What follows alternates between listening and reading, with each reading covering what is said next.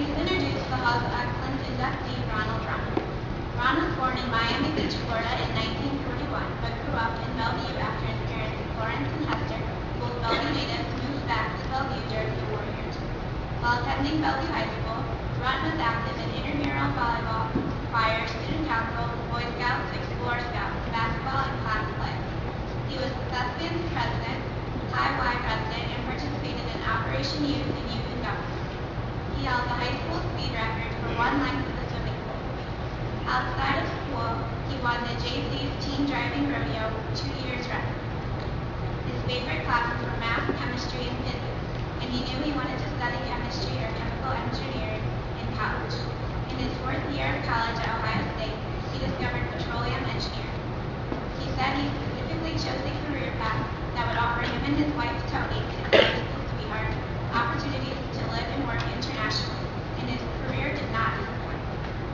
During his long and distinguished career as a petroleum engineer traveling the world in explorations for new oil fields, he visited 73 countries, including all of the continents except Antarctica. He walked more than 3.5 million miles and lived in 31 homes, defined by him as some place he and his family had lived for 3 months or more. While working in Scotland, he had the opportunity to meet Prince Charles and have tea with Queen Elizabeth of England. Ronald said he prided himself in always working hard and earnestly and trying to use his God-given talents to be a good husband, father, friend, and employee. He has always tried to conduct his business and personal life with honesty and integrity. Ron retired in 2003 and spent his time hunting with his grandson and building playhouses and swing sets for his granddaughters in Plano, Texas, where he lives with his wife, Toni. It is now my honor to introduce the class of 1959 Halls of Excellence inductee, RJRundt. Angela, she basically gave you my speech. Last time I stood before this group was May 1959, as I got my Bellevue High School. 20 years later, we have a team.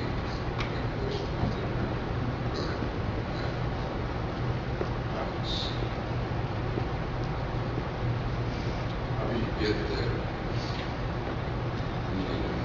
In 1956 was 3 years before I graduated, but it was a couple of college. I think that kind of set the key for our generation. The challenge the systems that existed, particularly those involving humanities and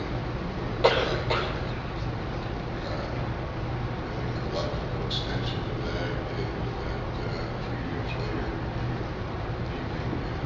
desegregation of the South and establishment of rights. We had an environment to protect and people to take care of, energy to our money, and oil and gas to fight the wars.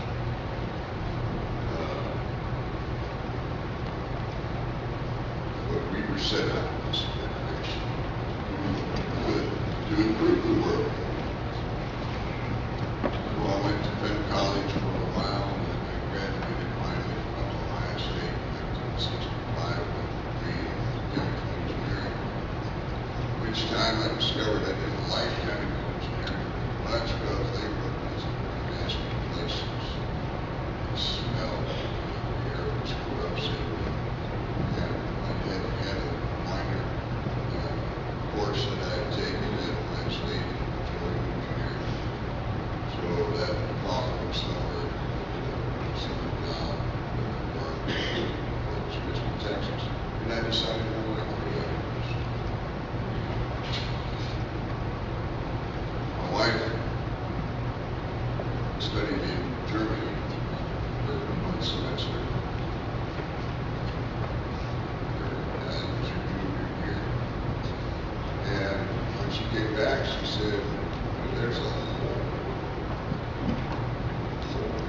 to see.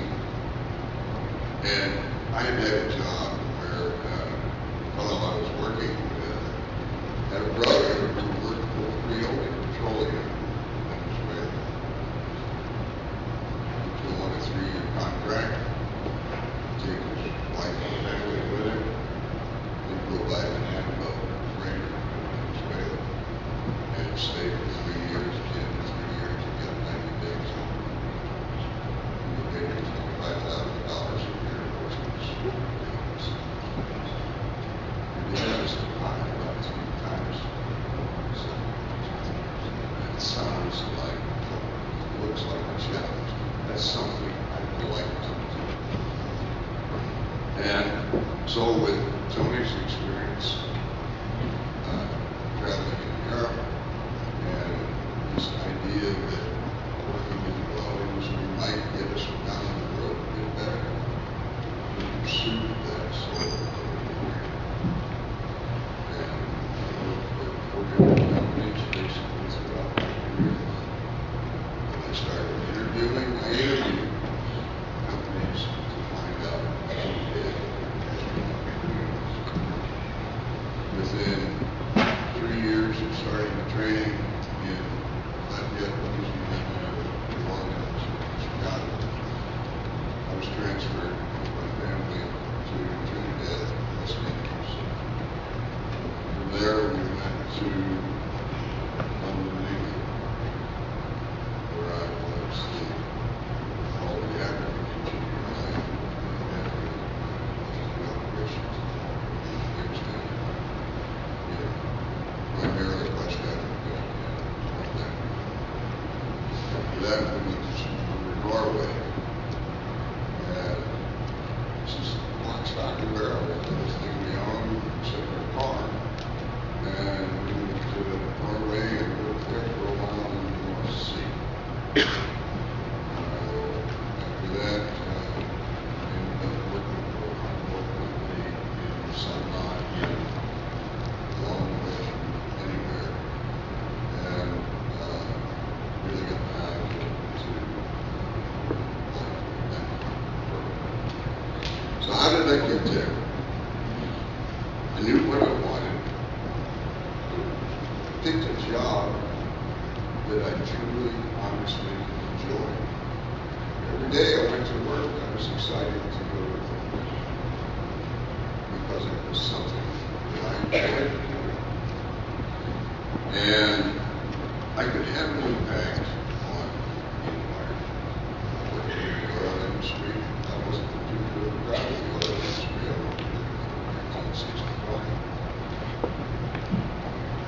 But when I retired in 2003, I can say I was extremely proud of the operations that we did. Everything we could to avoid pollution, take care of the local communities. In one of my operations in Yemen, which is kind of hit we had a pump station, and there was a village nearby, fishermen, and every spring they had an outbreak of cholera. We hired some of these fishermen to help us dispose of some of the bottles of tank. And they spread it out and they highway out of it, paper. With that money, they bought cement and machines to make cement blocks and cement block houses. And we put a tap outside of our station and gave them this flag touchdown. And that it's a simple little thing to do. It was efficient for us to do. And that we had that exception that small things. Throughout my career, visited 73 countries, lived in 31 homes. How did I get there? Working as a petroleum engineer. It's not something you hear of that through the lines, but at the time I was at Ohio State, there was a remote boom of sorts in the chemical industry.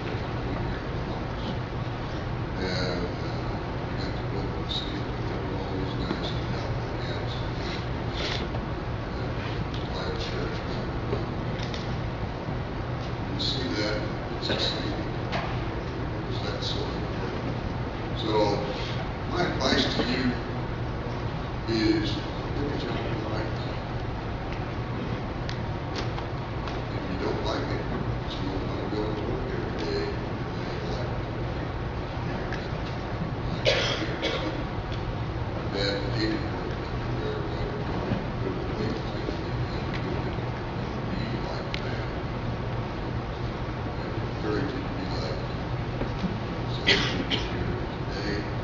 We enjoy the work that you do. You get there by studying hard. Take advantage of what's you have to offer here at Bellevue High School. And the first thing is to be compliant.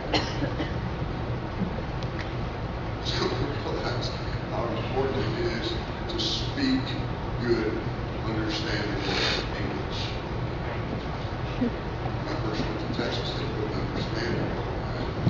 It's a strange thing. I thought it was in fact, I did, but I thought I did. Take advantage of all the social opportunities that are here at the school. Participating in class plays, highlight, white teams, sports, real sports, venues. And work on your language, work on your English, be able to write good sentences, be able to write good reports, be able to sell what it is you have to sell, whether you're selling tires at a Firestone store or a project